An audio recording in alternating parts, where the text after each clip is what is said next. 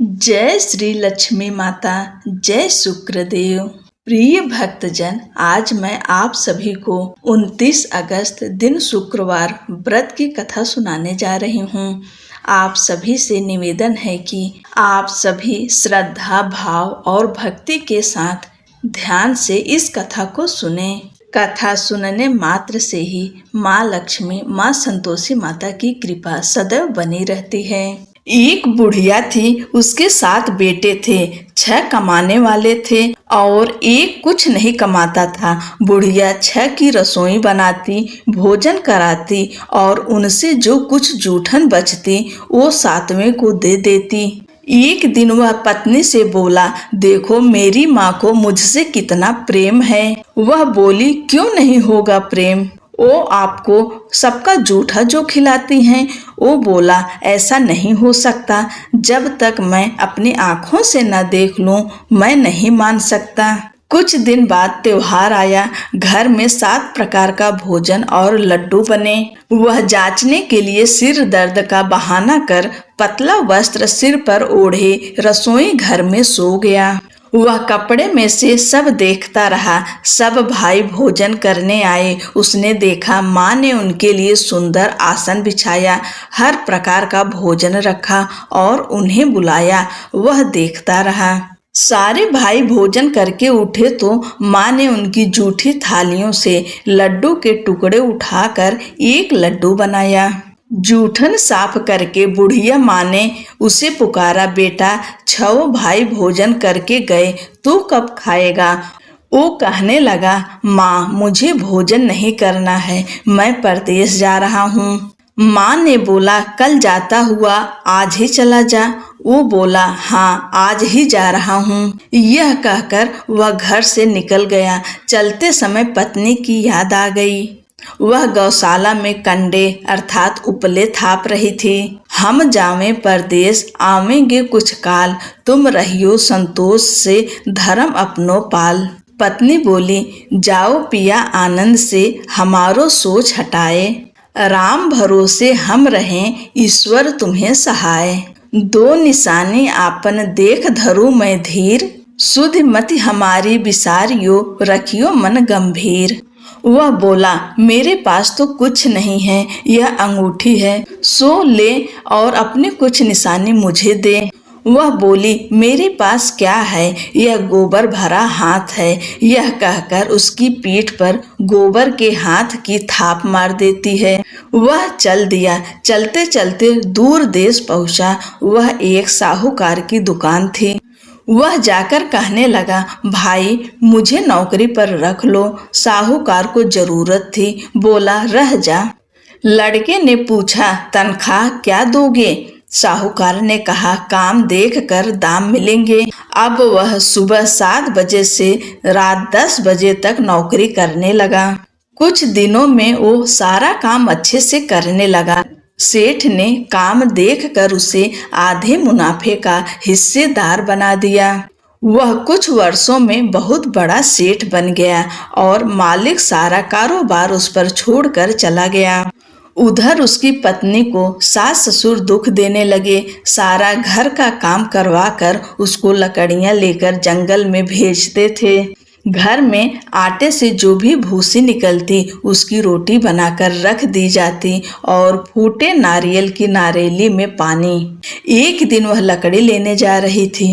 रास्ते में बहुत सी महिलाएं संतोषी माता का व्रत करती दिखाई देती हैं।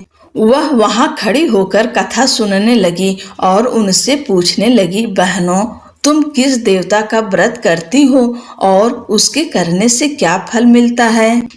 यदि तुम मुझे इस व्रत का महत्व बताओगी तो मैं तुम्हारी बहुत आभारी होंगी।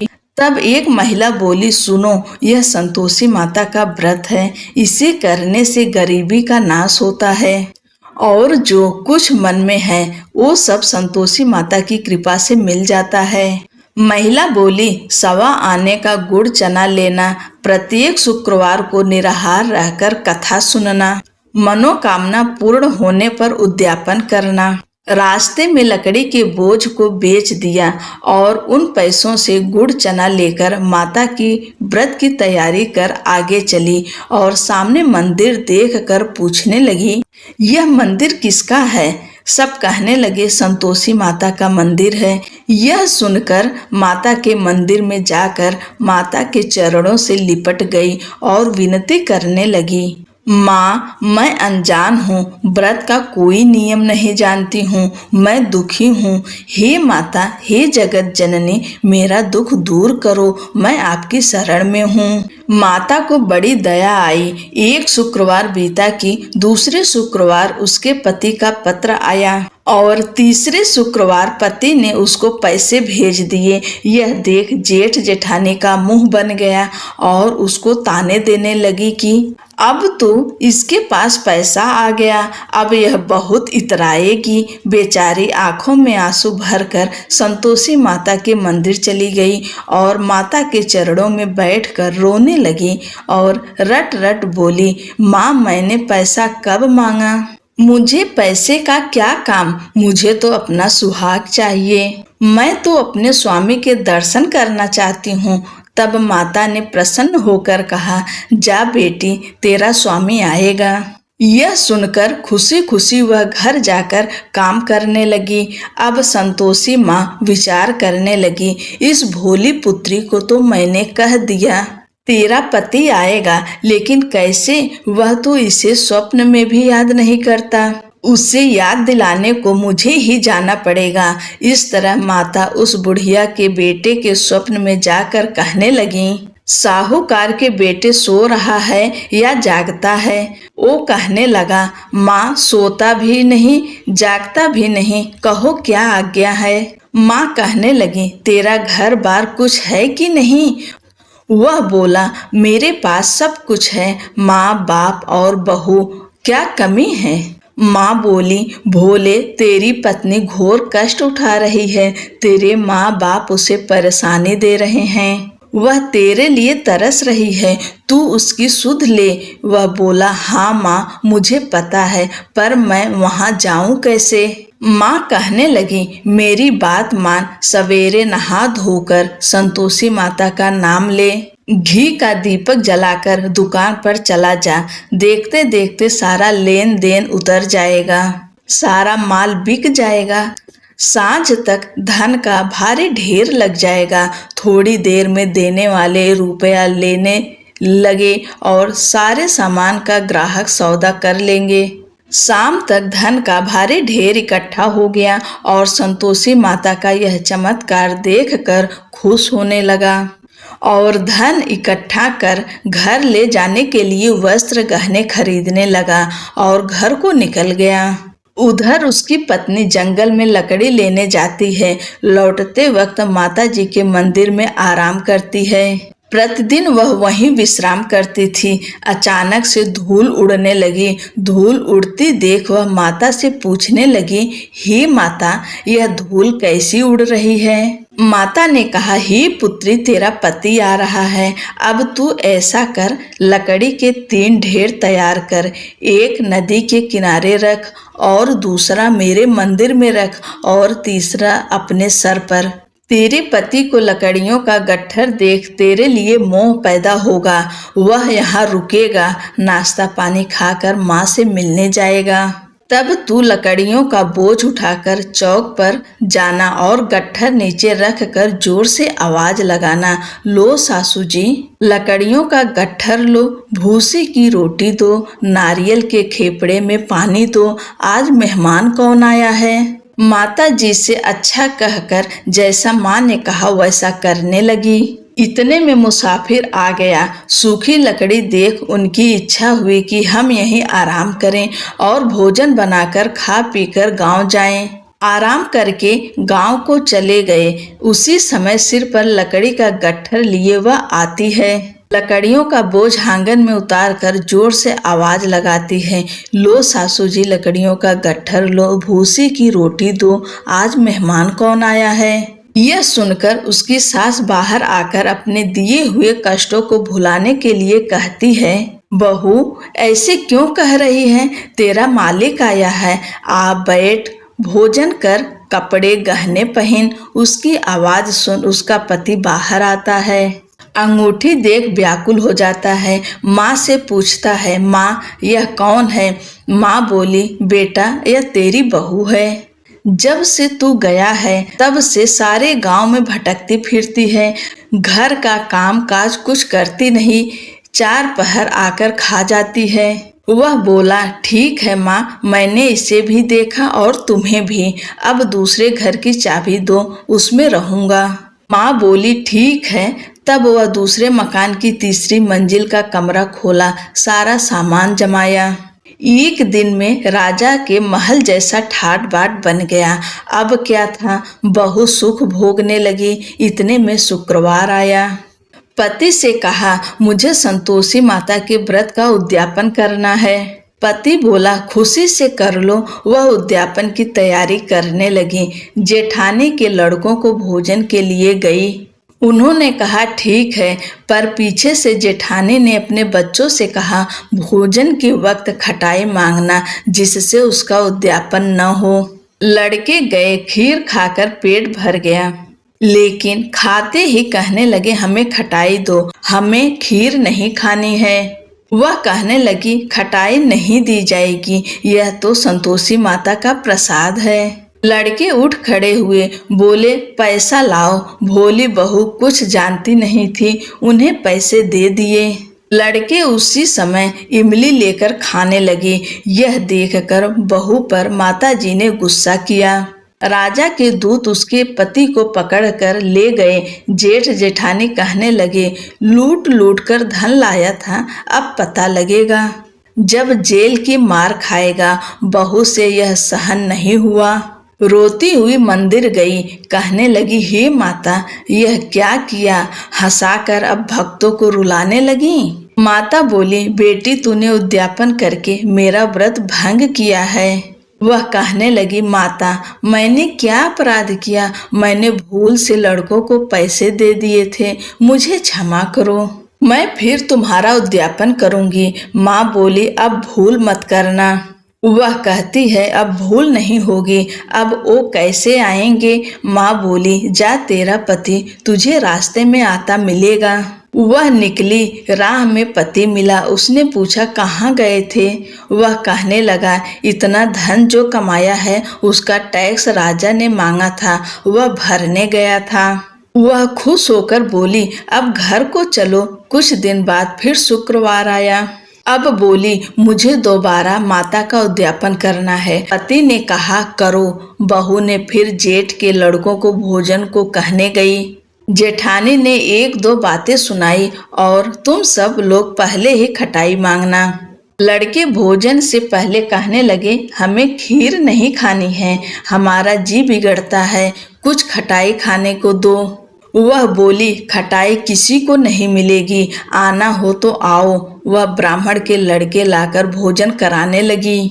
दक्षिणा की जगह उनको 1-1 फल दिया। संतोषी माता प्रसन्न हुई। माता की कृपा हुई। 9वें मास में उसे सुंदर पुत्र प्राप्त हुआ।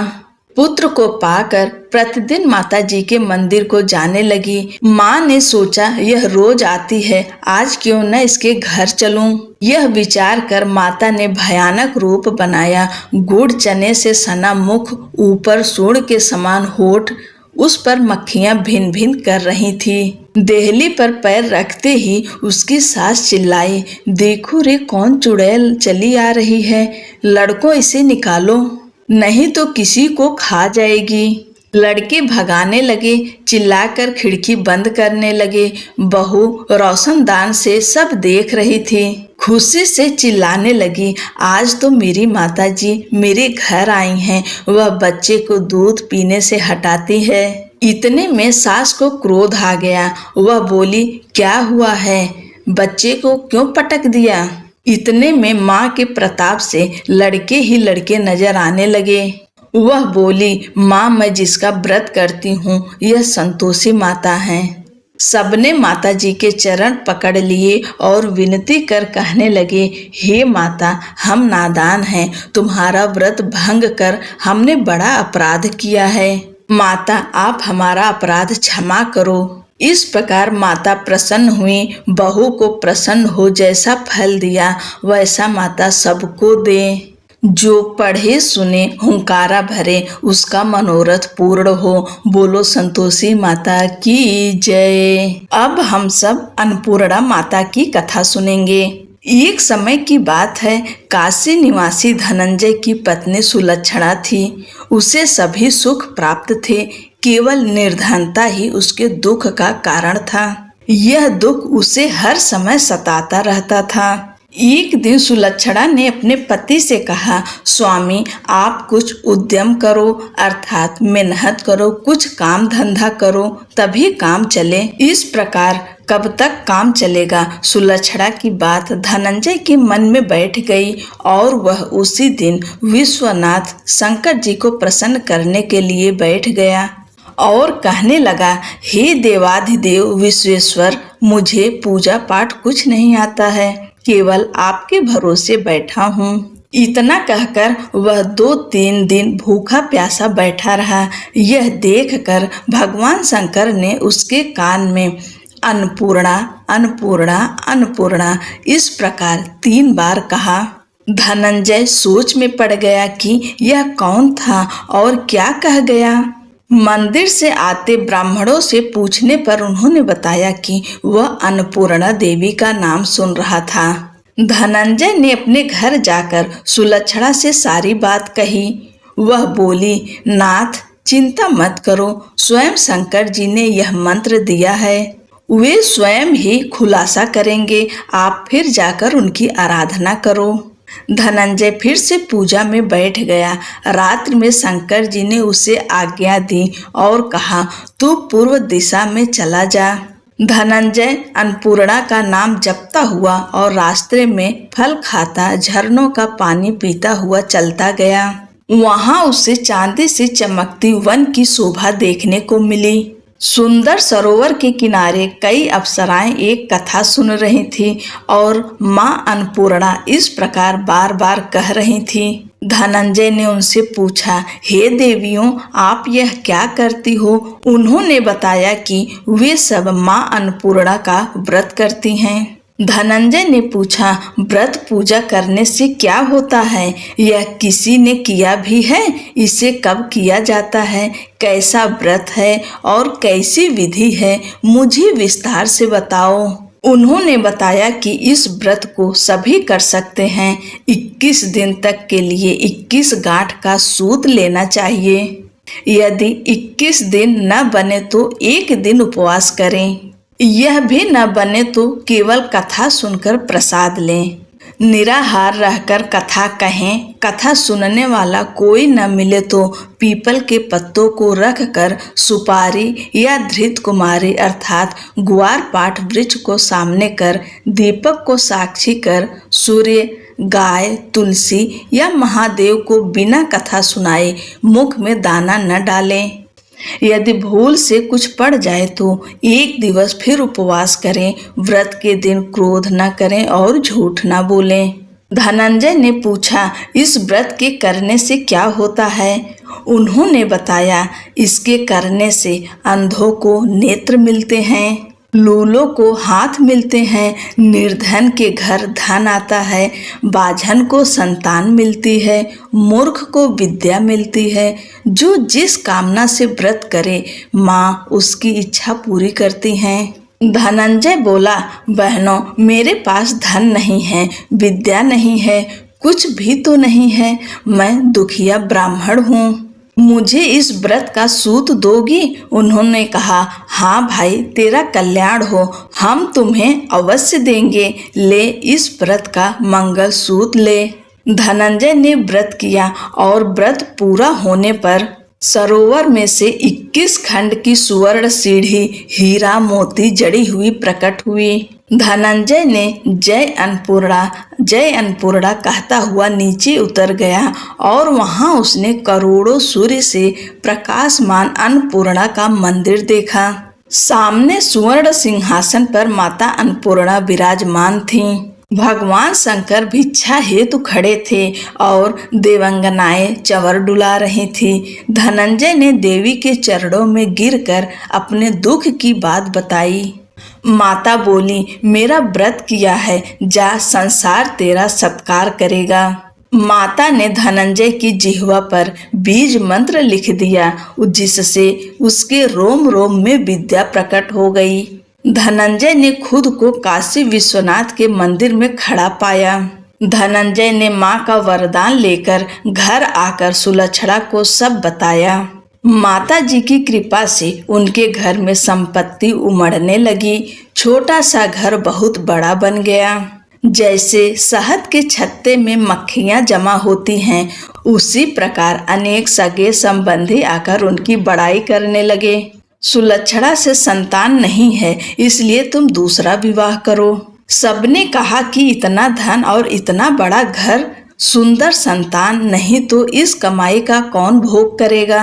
अनिच्छा होते हुए भी धनंजय को दूसरा विवाह करना पड़ा और सती सुलक्षणा को सौत का दुख उठाना पड़ा। दिन बीतते गए और फिर अगहन मास आया। नए बंधन में बंधे पति से सुलक्षणा ने कहलाया कि हम व्रत के प्रभाव से सुखी हुए हैं, इस कारण यह व्रत छोड़ना नहीं चाहिए। यह माता जी का प्रताप है कि हम इतने संपन्न और सुखी हैं। सुलक्षणा की बात सुनकर धनंजय उसके यहाँ आया और व्रत में बैठ गया। नई बहू को इस व्रत की खबर नहीं थी। वह धनंजय के आने की राह देख रही थी। दिन बीतते गए और व्रत पूर्ण होने में 3 दिवस बाकी थे कि नई बहू को खबर पड़ी। उसके मन में ईर्ष्या की ज्वाला दहकने लगी थी। वह सुलक्षणा के घर आ पहुंची और उसने वहां भगदड़ मचा दी। वह धनंजय को अपने साथ ले गई। धनंजय को थोड़ी देर के लिए निद्रा ने आ दबाया। इसी समय नई बहू ने उसका व्रत का सूत तोड़कर आग में फेंक दिया। अब तो माता जी का कोप जाग गया। घर में अचानक आग लग गई। सब कुछ जलकर खाक हो गया। सुलक्षणा ने यह देखकर धनंजय को फिर अपने घर ले आई। नई बहू रूठ कर अपने पिता के घर जा बैठी। पति को परमेश्वर मानने वाली सुलक्षणा बोली, नाथ, घबराना नहीं, माता जी की कृपा अलौकिक है। पुत्र कुपुत्र हो जाता है, पर माता कुमाता नहीं होती। अब आप श्रद्धा और भक्ति से आराधना शुरू करो, वे जरूर हमारा कल्याण करेंगी। धनंजय फिर माता के पीछे पड़ गया। फिर वही सरोवर सीढ़ी प्रकट हुई। उसमें माँ अन्नपूर्णा कहकर वह उतर गया। वहां जाकर माँ अन्नपूर्णा के चरणों में रुदन करने लगा। माता प्रसन्न हो बोली, यह मेरी स्वर्ण की मूर्ति ले, उसकी पूजा करना, तू फिर सुखी हो जाएगा। जा, तुझे मेरा आशीर्वाद है। तेरी स्त्री सुलक्षणा ने श्रद्धा से मेरा व्रत किया है, उसे मैंने पुत्र दिया है। धनंजय ने आंखें खोली तो खुद को काशी विश्वनाथ के मंदिर में खड़ा पाया। वहां से फिर उसी प्रकार घर को आया। इधर सुलक्षणा के दिन चढ़े और महीने पूरे होते ही पुत्र का जन्म हुआ। गांव में आश्चर्य की लहर दौड़ गई। इसी प्रकार उसी गांव के निसंतान सेठ के पुत्र होने पर उसने माता अन्नपूर्णा का मंदिर बनवा दिया। उसमें माता जी धूमधाम से पधारी, यज्ञ किया और धनंजय को मंदिर के आचार्य का पद दे दिया। जीविका के लिए मंदिर की दक्षिणा और रहने के लिए बड़ा सुंदर सा भवन दिया। धनंजय स्त्री पुत्र सहित वहां रहने लगा। माता जी के चढ़ावे में भरपूर आमदनी होने लगी। इधर नई बहू के पिता के घर डाका पड़ा, सब लुट गया। वे भीख मांगकर पेट भरने लगे। सुलक्षणा ने यह सुना तो उन्हें बुलावा भेजा, अलग घर में रख लिया और उनके अन्न वस्त्र का प्रबंध कर दिया। धनंजय, सुलक्षणा और उसका पुत्र माता जी की कृपा से आनंद से रहने लगे। माता जी जैसे इनके भंडार भरे, वैसे सबके भंडार भरे। दोस्तों, माता अन्नपूर्णा का व्रत कथा न केवल धार्मिक दृष्टिकोण से महत्वपूर्ण है, बल्कि यह हमें जीवन में अन्न और उसके महत्व को भी समझाती है।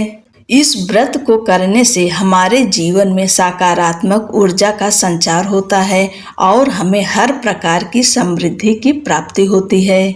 माता अन्नपूर्णा की कृपा से घर में अन्न धन की कभी कमी नहीं होती और परिवार में सुख शांति बनी रहती है। इस कथा को सुनने और व्रत को विधि पूर्वक करने से हमारे अंदर विश्वास और धैर्य का संचार होता है। यह व्रत हमें जीवन के वास्तविक अर्थ को समझने में मदद करता है और हमें सच्ची भक्ति की राह पर चलने के लिए प्रेरित करता है।